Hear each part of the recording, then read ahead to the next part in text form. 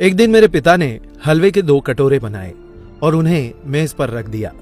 एक के ऊपर 2 बादाम थे, जबकि दूसरे कटोरे में हलवे के ऊपर कुछ नहीं था।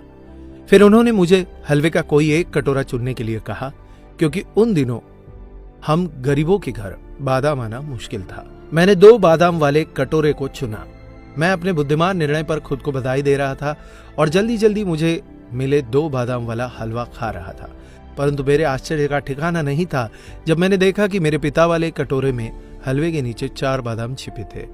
बहुत पछतावे के साथ मैंने अपने निर्णय में जल्दबाजी करने के लिए खुद को डांटा। मेरे पिता मुस्कुराए और मुझे यह याद रखना सिखाया कि हमारी आंखें जो देखती है वह हरदम सच नहीं हो सकता। उन्होंने कहा कि यदि हम स्वार्थ की आदत को अपनी आदत बना लेंगे तो हम जीत कर भी हार जाएंगे। अगले दिन मेरे पिता ने फिर से हलवे के 2 कटोरे पकाए और टेबल पर रखे। एक कटोरे के शीर्ष पर 2 बादाम और दूसरा कटोरा जिसके ऊपर कोई बादाम नहीं था। फिर से उन्होंने मुझे अपने लिए एक कटोरा चुनने के लिए कहा। इस बार मुझे कल का संदेश याद था, इसलिए मैंने शीर्ष पर बिना किसी बादाम वाली कटोरी को चुना। परंतु मेरे आश्चर्य करने के लिए इस बार इस कटोरी के नीचे एक भी बादाम नहीं छिपा था। फिर से मेरे पिता ने मुस्कुराते हुए मुझसे कहा, मेरे बच्चे, हमें हमेशा अनुभवों पर भरोसा नहीं करना चाहिए, क्योंकि कभी कभी जीवन हमें धोखा देता है या हम पर चालें खेल सकता है। स्थितियों से कभी कभी ज्यादा परेशान या दुखी ना हो, बस अनुभव को एक सबक के रूप में समझो जो किसी भी पाठ्य पुस्तकों से प्राप्त नहीं किया जा सकता। तीसरे दिन मेरे पिता ने फिर से हलवे के 2 कटोरे पकाए। पहले 2 दिन की तरह एक कटोरे के ऊपर 2 बादाम और दूसरे के शीर्ष पर कोई बादाम नहीं। मुझे उस कटोरे को चुनने के लिए कहा जो मुझे चाहिए था, लेकिन इस बार मैंने अपने पिता से कहा, पिताजी पहले आप चुने।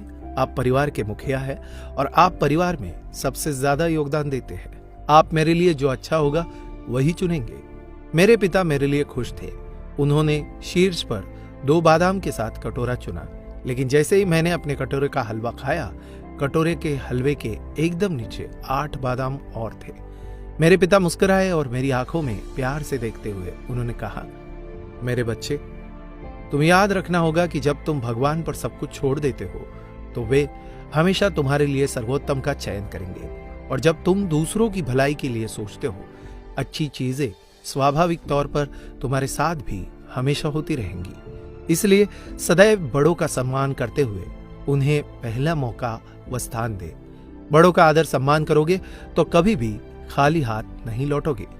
दोस्तों, अगर आपको यह वीडियो अच्छा लगा हो तो इसे लाइक कीजिएगा, ज्यादा से ज्यादा लोगों तक इसे शेयर करें, और आपकी इसी वीडियो को लेकर क्या राय है ये भी हमें कमेंट बॉक्स में जरूर बताइए। ऐसे ही और वीडियोस को देखने के लिए फॉलो कीजिए हमारे फेसबुक पेज को। धन्यवाद।